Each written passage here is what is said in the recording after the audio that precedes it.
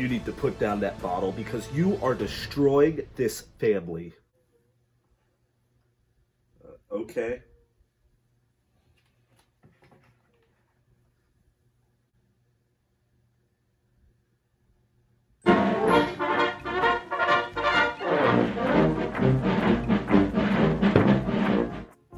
Hey, all you cool cats and kittens. It's me, Depresso Espresso here. Today, we're going to be continuing our two-part series in this final chapter of looking at the 200-piece World War II bucket by the company SCS Direct. So, in our last episode, we took a look at the Germans and Japanese in this set, as well as the ones that came before them in their older original set. And today, we're going to do the same with the British and the Americans. So, one episode is going to be looking at the Axis, one looking at the Allies. So, without further ado, let's jump right into it. Do it! Just do it! So, starting us off, we're going to be looking at the American soldiers in this set. So, if you're looking at the table, you're going to recognize a lot of these if you're a Matchbox fan, because these are pretty much identical to the Matchbox figures that are American. So, it's not like the Japanese and the Germans where we had a little bit of Airfix and a little bit of Matchbox influence. This is pretty much just straight Matchbox all the way. And these are very high quality knockoffs of Matchbox. So like the original ones are closer to Matchbox than the new ones are. The new ones are if someone was described what the Matchbox figures look like, but they did a real good job replicating them. So we're going to start one by one, just like we did with the Japs and the Germans, and we're going to look at the crawling guy first. So right here we have the new guy, and we can look at him and we see that he has a lot more detail, just like the others. A lot more in the face as well. Some of these figures' proportions are a little goofy. Like this guy's fine, but as we'll see in a little bit, there's a little goofiness in this set, a little cartoonishness, but it's perfectly acceptable. And here we have the original, and so as you can tell, the rifles, definitely a lot of difference there in the detailing. And we got ammo belts, and this guy, like I said, a lot more detail in the figures, even down to the boots. But still really cool. I think out of both of these, like we did the last one, the new one wins for me. So, continue it going. Got the guy who's marching. Again, rifles, way more detail. And this guy, these are slightly bigger. I don't know if you can tell very well here, but these are just a tad bigger. Not too big to where it surpasses 132. These are still very much 132 down to the margin. I guess the older ones are just a little smaller. So the original guy, again, detailing. Although I feel like I like the original one a lot better. I feel like this is just such a classic Matchbox pose. When I think of Matchbox, I think of this guy, and he's closer to the Matchbox figures. So old one wins. Keep it going. We got the kneeling rifleman. Again, rifles, way more detail. I really don't think I have to say that. Although, a big size difference here. I think this one's a little bit more noticeable than the other.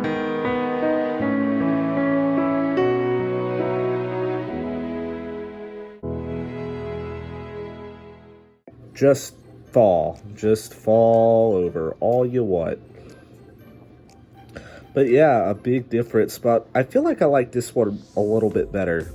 I just feel like this is also a classic pose, and I guess it's because I grew up with these figures as well, so I just am a little biased, but still. The new one is also really cool though. A lot of detail in the rifle, like I've said 30 times so far in this video. So, old one wins for me. Continue it going with the Grenadier. So we got two, and I'm just going to say it, the old one wins for me here as well. I feel like the old one is just way better. And like I said, the proportions, to me at least, look a little cartoonish on these figures. Like, I don't know what it is. They just seem a little, not off, but just cartoonish, I think would be a better word for me. But yeah, for me, it's the old one, because this is just such a classic grenade guy throwing pose that Matchbox made. Really, the American Soldiers Matchbox made are just so classic, and so many people made their own versions of them. It's really, really difficult to just not love them because we see them so often. So, again, what I'm talking about here, these are like a little bit bigger, and they seem a little bit more cartoonish to me. I don't know if that's the right word, but they are a little bit bigger, especially this guy is just towering over the original. However, I feel like I like the new guy just a little bit better. It looks like he may be peering around a little bit more. Because this guy, I've seen a lot of people use him as like a guy digging or like an engineer. But like with this one, we definitely can tell what he's doing is he's kind of peeking around a wall. Like if there's a wall here, he'd kind of be looking around it. He has a little bit more angling on his neck than this guy here. In fact, this guy really doesn't have a neck. You and me both, buddy. Now, moving on to the standing rifleman, and the original wins for me easily. It's just such a classic rifleman pose. And again, I did grow up with these original figures, so a little bit biased. But the other guy is still really cool as well. He's not that much bigger than the original. In fact, they're pretty much the same height, interestingly enough. But again, a lot of detail. Really cool. However, the original just is a little bit better to me. And we have the guy talking on the phone. Hopefully he doesn't use up all of his minutes, but I feel like out of both of these, I'm going to say it's the new one. Mostly because that grease gun is just so detailed. We see the receiver right there. The magazine has a little bit more detail. You can see the lines in there. Yeah, I'm going to have to say the new one, definitely, out of these two. Although this guy is still really classic, really cool. You see so many copies of this guy with the radio as well.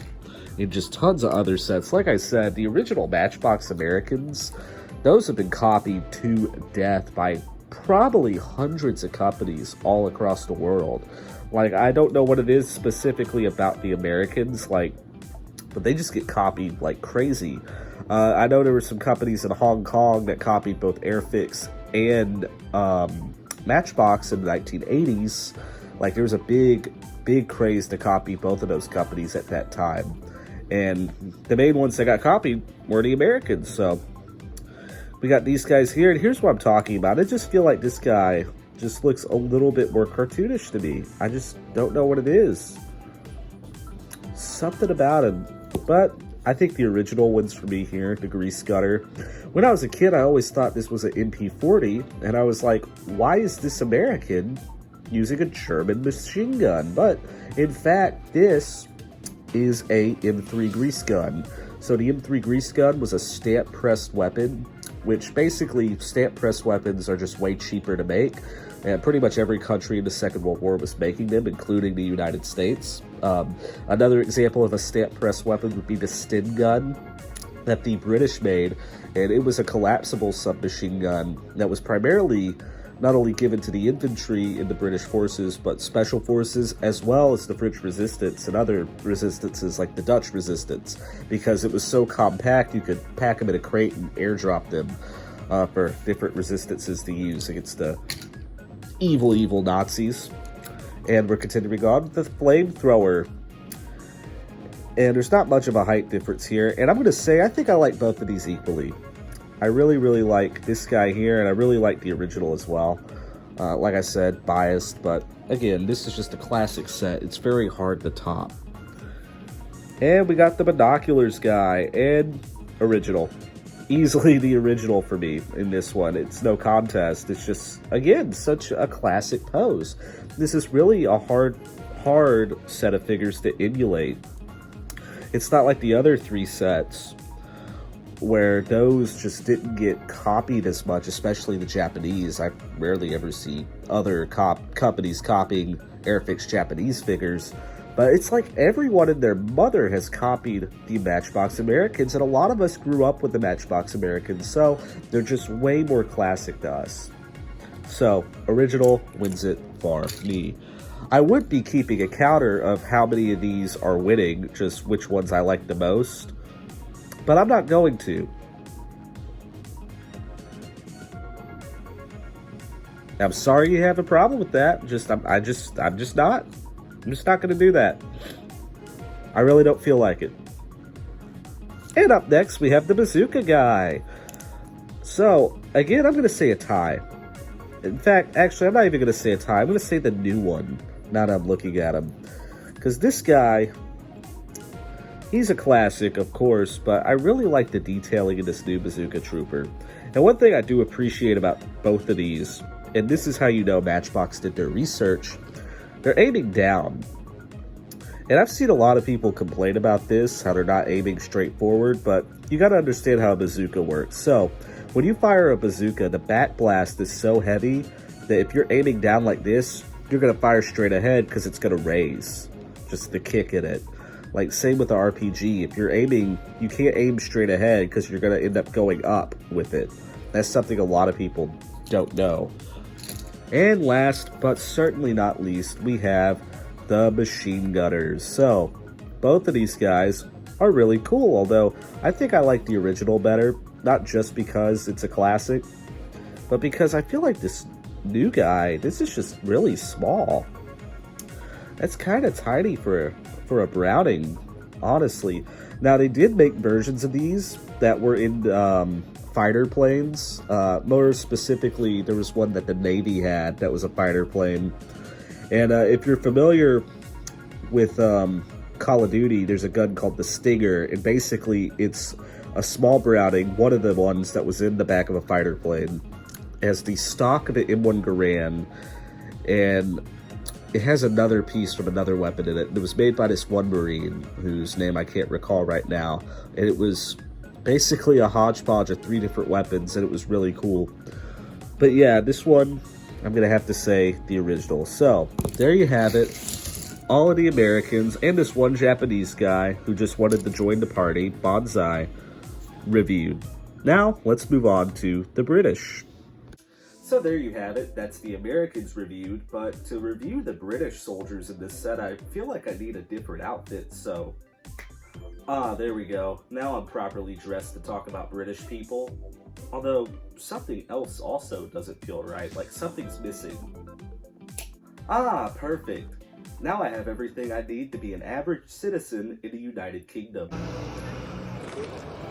Look, a clock. We don't have that in America. So, as this two-part series comes to a close, we look at our final set of figures, the final piece in this 4-piece puzzle. Have you ever seen a 4-piece puzzle before? I have once, and I will complete it eventually, just give me some time. But anyway, we're looking at the British soldiers featured here. So a lot like the Americans, these are all pretty much just straightforward Matchbox copies, and there's not a lot of new figures in here. It's like when they were doing the Germans, they just had a lot of steam. They were like, oh, we're not only gonna update the Matchbox guys, but we're also gonna update the Airfix guys. We're gonna throw a few in. And then they got to the Americans and they were like, all right, let's just, update the Matchbox figures in here. And they were just like, yeah, just update the Matchbox figures again. It's like they ran out of steam for creating new figures.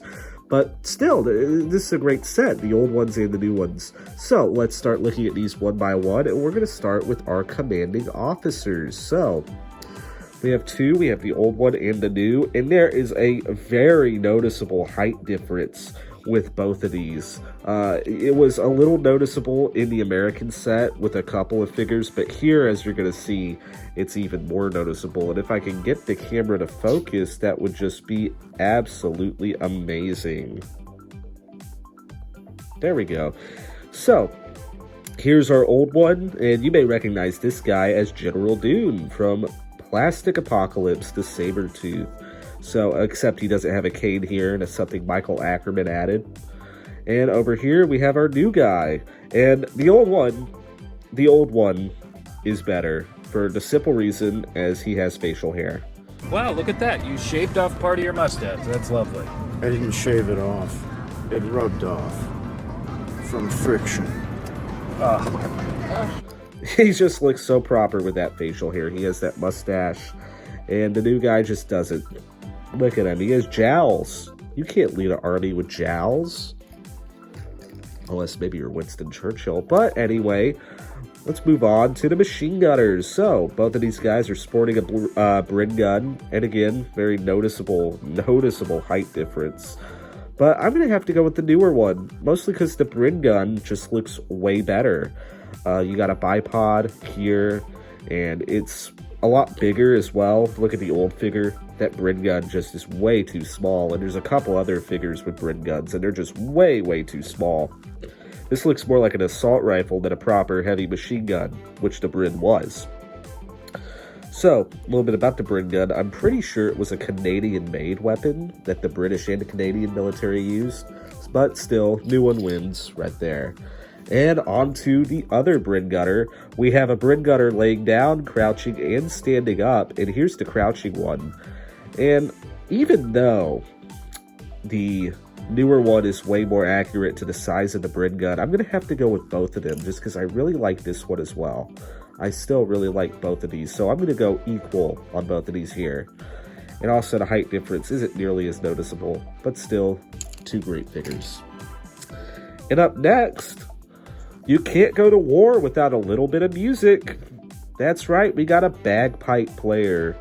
So, if you know anything about the British military and the Scottish military, they have bagpipes, and he's even wearing a kilt. So, really cool. And out of both of these, I'm going to say neither, because I really dislike these figures, and I don't know why they added them. Did any of you guys ever use the bagpipe player in this set? If you had this set when you were younger, if you're my age, or you're younger now, do you use the bagpipe player? No, you don't. You don't use the bagpipe player. But anyway, we got a guy throwing a grenade, and unfortunately, I don't have the older version of this figure, but I did when I was younger, and I gotta say, this one's better. Although, I feel like this rifle is kind of long. Like, if I take one of the older figures, put him next to there, that rifle's almost the size of him. So yeah, that's a pretty long rifle. It's like the guns are way bigger for both these and the Americans as well, and the Germans. In fact, the guns are just bigger all around. But anyway, next we got the crawling guy.